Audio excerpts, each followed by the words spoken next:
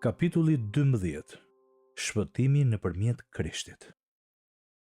Ja se si ndryshon besimi të krishterit nga të gjitha fetë në botë.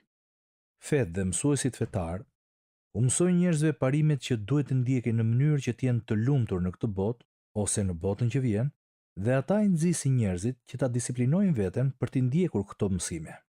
Por të krishterët besojnë se të gjithë njerëzit tashmë i dinë mësimet që duhet të ndjekin. Kështu ata jo vetëm që nuk kanë nevojë për më shumë mësime, por janë aq të merrsisht të këqij, saqë as nuk munden dhe as nuk duan të ndjekin ligjet e Perëndisë.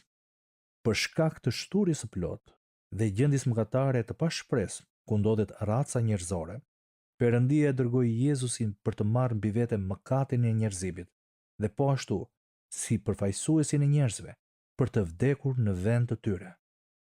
Jezusi e bëri këtë gjë në kryq. Aty, ndërkohë që njerëzit e refuzuan dhe e tallën, gjithashtu ai u bë si mishërim dhe personifikim i mëkatit të njerëzimit, objekti i zemërimit dhe i gjykimit të Perëndisë kundër racës njerëzore.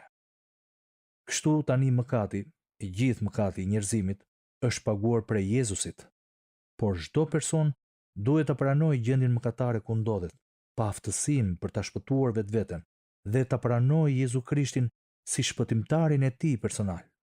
Perëndia i deklaron të drejtë njerëzit e këqij, kur me anë të besimit, ata e pranojnë Jezu Krishtin si shpëtimtarin e tyre të vetëm. Perëndia shpreson që çdo njeri ta marrë personalisht këtë vendim. Dhe jo vetëm kaq, por Perëndia ka premtuar që kushdo që beson në Jezusin dhe i beson fjalës së Perëndisë në lidhje me faljen e mëkateve të tij për shkak të vdekjes së Jezusit, atij personi ai do t'i jap frymën e tij. Kjo do të thotë që fryma e tij do të vijë tek ata që besojnë dhe ata do të bëhen njerëz të ripërtërir, të lindur sërish në mbretërinë e tij, me një zemër krejt ndryshe, me forcë dhe me dëshirë për të qenë të drejtë. Ky është ungjilli, lajmi i mirë që është tema e kapitullit vijues, me fragmente nga shkrimet e Palit, dishepullit të Jezusit. Nga letrat e Palit. Unë nuk kam turp për ungjillin, nga që ai është fuqia e Perëndisë për shpëtimin e të gjitha tyre që besojnë, së pari për judeun e gjithashtu edhe për helenin, sepse në ungjill drejtësia e Perëndisë zbulohet nga besimi në besim, ashtu siç është shkruar: i drejti do të jetojë prej besimit. Për ata që po humbasim predikimi i kryqit është marrëzi, por për ne që po shpëtohemi është fuqia e Perëndisë. Sepse është shkruar: unë do ta zhduk mençurinë e të mençurve dhe do ta flak tutje zjuarsinë e mendjempretëve. Ku është mendimtari? Ku është studiuesi? Ku është filozofi i kësaj epoke? A nuk e shndroi në marrëzi Perëndia mençurinë e botës? Duke qenë se bota nuk e njoh Perëndin me anë të mençurisë, atëherë Perëndia nëpërmjet mençurisë së tij parapëlqeu që ata që besojnë t'i shpëtojë me anë të marrëzisë së predikimit, sepse judejt kërkojnë shenja dhe helenët kërkojnë mençuri, por ne predikojmë Krishtin e kryqëzuar, që është pengesë skandaloze për judejt dhe marrëzi për kombet. Megjithatë, për ata që janë thirrur nga Perëndia, si për judejt, ashtu edhe helenët, Krishti është fuqia e Perëndisë dhe mençuria e tij, sepse marrëzia e Perëndisë është më e mençur se mençuria njerëzore, dhe dobësia e Perëndisë është më e fortë se fuqia njerëzore. Zemërimi i Perëndisë zbulohet nga qielli kundër të gjitha paullësive e padrejtësive të njerëzve, të cilët e mbysin të vërtetën me padrejtësinë e tyre, pasi ajo që mund të dihet për sa i përket Perëndisë është e qartë ndër ta, nga që Perëndia ua ka bërë të dallueshme. Qysh prej krijimit të botës, cilësitë e tij të padukshme, domethënë fuqia e tij e përjetshme dhe natyra e tij hyjnore, janë vënë re qartë, duke u kuptuar përmes veprave që ai ka kryer.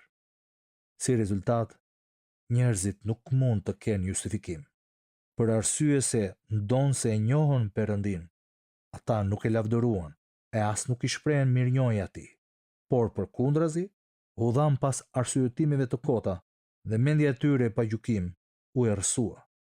Edhe pse e mbanin veten për të mençur, ata u bën të marrë dhe shkëmbyen lavdinë e Perëndisë së pavdekshëm me një shëmbëltyrë të ngjashme me njeriun e vdekshëm, me zogjt, me kafshët katërkëmbëshe dhe me zvarranikët. Prandaj Perëndia i dorëzoi ata në papastërti seksuale, sipas epsheve që mbanin në zemër, në mënyrë që trupat e tyre të turpurohen me njëri tjetrin. Ata e zëvendësuan të vërtetën e Perëndisë me një gënjeshtër dhe e adhuruan e i shërbyen krijesës në vend të krijuesit, i cili është i bekuar përgjithmonë. Amen.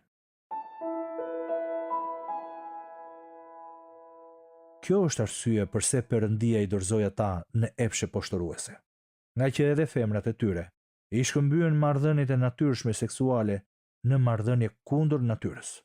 Meshkujt, në të njëjtën mënyrë, u larguan nga marrëdhëniet e natyrshme seksuale me femrat dhe u përflakën në epshe për njëri tjetrin.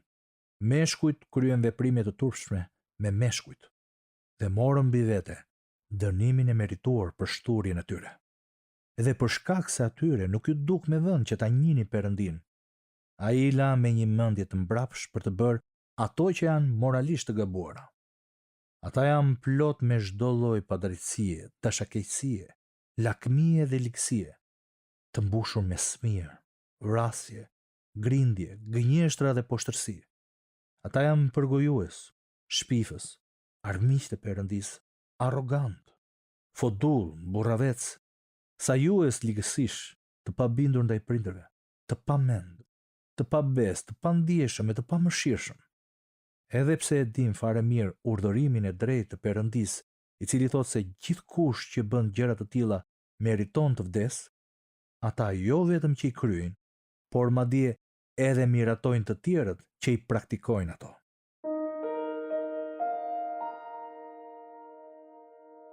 Prandaj o njeri, kushdo qofsh që gjykon të tjerët, nuk ke justifikim, sepse kur gjykon tjetrin, ti dënon veten, nga që ti gjykatësi bën të njëjtat gjëra. Sidoqoftë ne e dim se gjykimi i Perëndisë mbi ata që bëjnë gjëra të tilla bazohet mbi të vërtetën. A mendon vërtet ti që gjykon ata që bëjnë gjëra të tilla, por bën edhe vetë të njëjtën gjë, se do t'i shpëtosh gjykimit të Perëndisë? Apo i përbuz pasuritë e mirësisë, durimit dhe zemërgjerësisë së tij, dhe nuk e di që mirësia e Perëndisë ka për qëllim të çojë drejt pendimit, por për shkak të kokforcisë tënde dhe zemrës së papenduar, ti po grumbullon mëri për vete në ditën e zemërimit, kur të zbulohet gjykimi i drejtë i Perëndisë. Ai do ta shpërblej secilin sipas veprave të veta.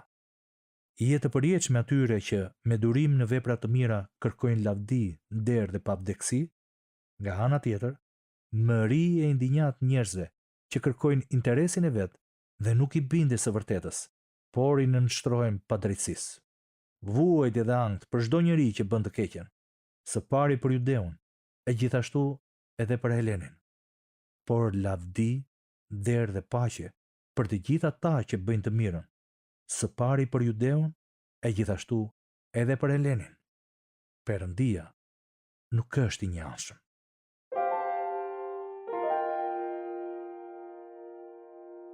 Nuk është i drejtë askush, asnjë njeri. Askush nuk kupton. Askush nuk e kërkon Perëndin. Të gjithë devijuan nga udha. Të tërë së bashku janë bërë të pavlerë. Askush nuk e bën të mirën, as edhe një njeri. Varë të hapur e kanë grykën, me gjuhë thurin mashtrime, nën buzë mbajnë helm në përkash, gojen e kanë gjithë mallkim dhe hidhësi, këmbët u rendin për të derdhur gjak, në shtigjet e tyre ka shkatërrim dhe mjerim dhe rrugën e paqes nuk e kanë njohur. Para syve të tyre nuk ekziston frika ndaj Perëndisë. Por tani më, përveç ligjit, na është zbuluar drejtësia e Perëndisë, e vërtetuar nga ligjit e profetët, do me thënë, drejtësia e Perëndisë nëpërmjet besimit në Jezu Krishtin, për të gjithë ata që besojnë, pas një dallim, sepse të gjithë kanë mëkatuar dhe të gjithëve u mungon lavdia e Perëndisë. Ata janë shfaqsuar falas me anë të hirit të tij nëpërmjet shpengimit që është në Krishtin Jezus.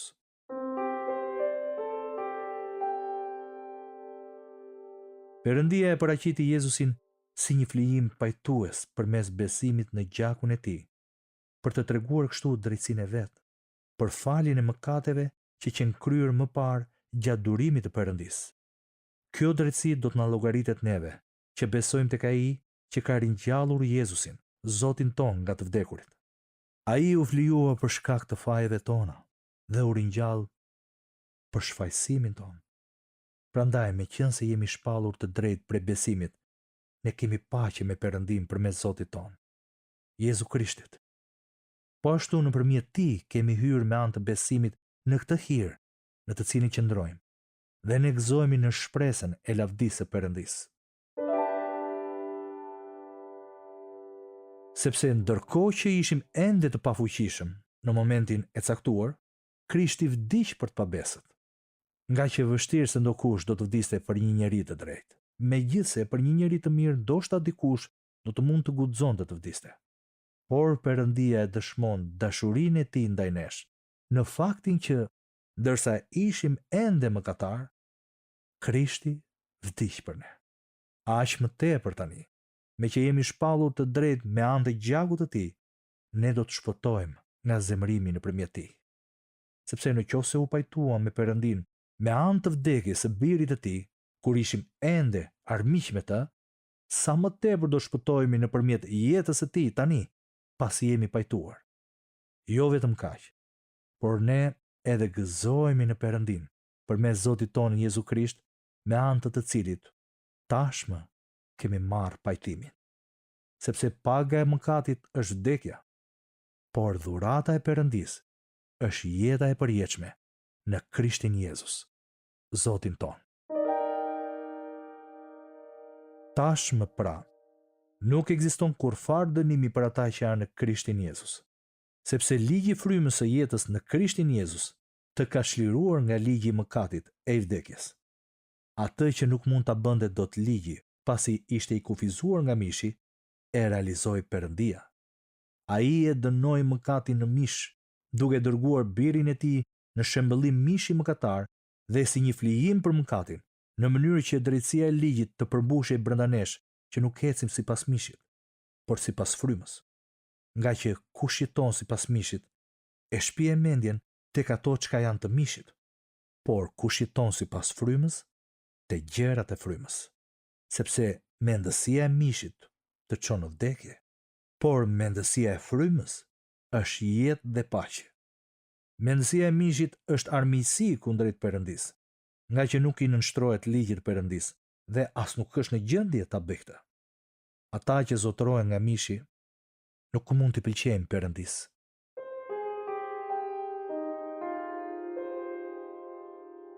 Megjithatë, ju nuk jeni të mishit, por të frymës, nëse fryma e Perëndisë vërtet banon brenda jush. Por në rast se ndokush nuk e ka frymën e Krishtit, ky nuk i përket Krishtit. Tani, nëse Krishti është në ju, pavarësisht se trupi është i vdekur në sajet mëkatit, fryma është jetë fal drejtësisë. Por në banoft brenda jush, fryma i atij që e ringjalli Jezusin prej të vdekurve, atëherë ai që e ringjalli Krishtin nga të vdekurit do t'i sjellë në jetë edhe trupat tuaj vdekëtar nëpërmjet frymës së tij që banon brenda jush. Në qoftë se jetoni sipas mishit, do të vdisni, por në rast se me anë të frymës i çoni në vdekje veprat e trupit, keni për të jetuar. Të gjithë ata që udhëhiqen prej frymës së Perëndisë janë bij të Perëndisë, sepse ju nuk keni marrë një frymë skllavërie për t'u zhytur sërish në frikë, por keni marrë frymën e birësimit, me anë të cilit ne thrasim Aba, o Atë. Vetë fryma dëshmon së bashku me frymën tonë se jemi fëmijë të Perëndisë, dhe nëse jemi fëmijë, jemi edhe trashëgimtarë të Perëndisë dhe bashkë trashëgimtarë me Krishtin. Nëse vërtet vuajmë me të, edhe do të lavdrohemi bashkë me të. Sepse unë mendoj që vuajtjet e kësaj kohe të tanishme nuk ka vlen të krahasohen me lavdinë e ardhshme që do të na zbulohet. Ne në këtë shpresë shpëtuam, por shpresa që shihet nuk është shpresë, sepse kush shpreson për atë që sheh? Por në rast se shpresojmë për diçka që nuk e shohim, atëherë e presim me durim atë. Në të njëjtën mënyrë, edhe fryma na bashkohet për të na ndihmuar në tupsinë tonë, sepse ne nuk dim as për çfarë të lutemi ashtu siç duhet, por vetë fryma ndërmjetëson për ne me pëshërëtima të pashpreshme.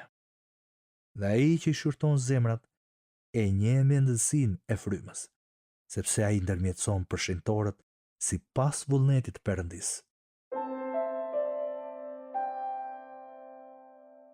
Ne dim se Perëndia i vën veprim së bashku të gjitha gjërat për të mirën e atyre që e duan atë, për ata të cilët janë thirrur sipas qëllimit të tij, për arsye se ata që Perëndia i njohu qysh më përpara, edhe i paracaktoi për të qenë një lloj me shëmbëltyrën e birit të tij, që ai të jetë i paralinduri midis shumë vëllezërve. Ata që i paracaktoi, Perëndia edhe i thirri. Ata që i thirri, ai gjithashtu i shfaqsoi. E atyre që shfaqsoi u dha edhe lavdi. Kështu që çfarë duhet të themi për këto gjëra? Po të jetë Perëndia kranesh, kush mund të na dalë kundër?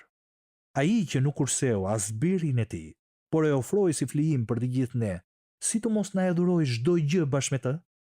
Kush mund t'i akuzojë të zgjedhurit e Perëndisë? Është Perëndia ai që i shfaqson. Kush i dënon? Është Krishti Jezus ai që vdiq, por për më tepër, ai që u ringjall. Ai gjithashtu është në të djathtën e Perëndisë dhe ndërmjetëson për ne. Kush mundet të na ndajë nga dashuria e Krishtit? A mundet vallë vuajtja, ankthi apo persekutimi, uria të zhveshurit, rreziku apo shpata? Pikërisht siç është shkruar, për ty përballemi me vdekjen gjithë ditën. O llogaritëm si dele për t'u therrur. Jo. Në të gjitha këto, ne dalim më tepër se fitimtar në sajtë atij që na deshi, nga që jam i bindur se as vdekja e as jeta, as engjëjt, as sundimtarët, as gjërat e tanishme, as ato që do të vijnë, as fuqitë, as lartësitë, as thellësitë, as ndonjë gjë tjetër e krijuar, nuk do të kenë forcë të na ndajnë nga dashuria e Perëndisë që është në Krishtin Jezus, Zotin tonë.